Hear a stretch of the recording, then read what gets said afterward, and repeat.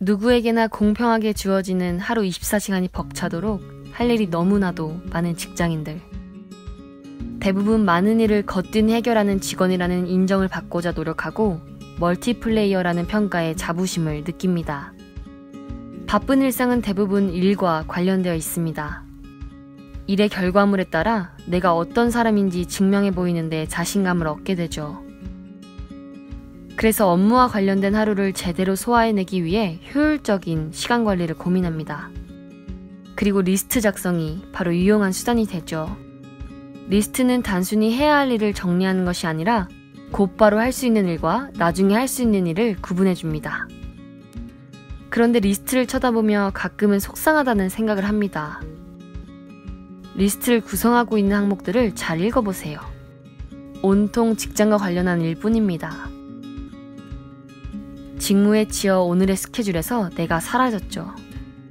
하루하루를 분주하게 보내며 지내느라 막상 내가 누구인지 잊고 있는 것은 아닌가요? 믿기 힘들겠지만 많은 사람들이 자신의 취향을 제대로 파악하고 있지 못합니다. 좋아하는 색, 인테리어 스타일에 대해 물어보면 대충 대답하거나 자신의 모습과는 전혀 다른 답을 하기도 하죠. 화려한 색상의 옷을 주로 입으면서도 흰색을 좋아한다고 말하는가 하면 모던 스타일의 인테리어를 좋아한다고 하지만 앤틱 가구로 꾸며진 집에 살기도 합니다. 이미지 컨설팅을 하는 전문가들은 자기가 좋아하는 색을 파악하고 그 색과 함께 일상을 사는 것이 인생에 더 많은 성공을 보장한다고 말합니다.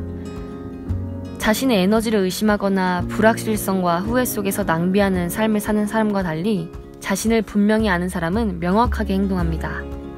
프랑스 수필가인 도미니크 로로는 자기 자신과 일상이 일치하는 사람들은 내적 힘을 갖고 있다고 합니다. 그리고 자신을 잘 알기 위해, 그리고 스스로를 보듬기 위해 그녀는 나에 대한 리스트를 작성해야 한다고 말합니다. 업무 리스트가 아닌 내가 누구인지를 알아보는 리스트 말입니다. 리스트 작성 분야에는 제약이 없습니다. 내게 가장 잘 어울리는 머리 스타일 리스트, 내가 일상적으로 먹고 싶은 음식 리스트, 내가 더 자주 만나고 싶은 사람의 유형 리스트, 내가 내 삶에서 책임져야 하는 것 리스트, 내 머릿속에, 마음속에 항상 담고 있는 것과 그 이유, 나의 가장 큰 걱정거리 리스트, 내 이상적인 하루 리스트 등 그 종류는 무한합니다.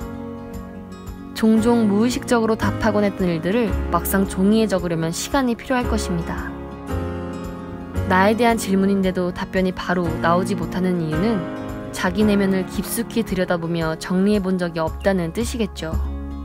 리스트를 작성하면서 자신의 말과 행동을 관찰하면 뜻밖의 자신과 마주하게 됩니다.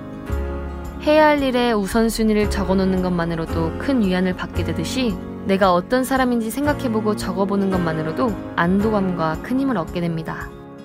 내가 방황하고 있을 때, 고민이 있을 때, 앞으로 어떤 삶을 살아가야 할지 막막할 때 내 리스트가 적혀있는 나 자신의 백과사전을 펼쳐보세요. 내가 어떤 사람인지 확인하고 다시 중심을 잡으세요. 기분이 우울하다면 내가 좋아하는 리스트를 찾아 그대로 행동하세요.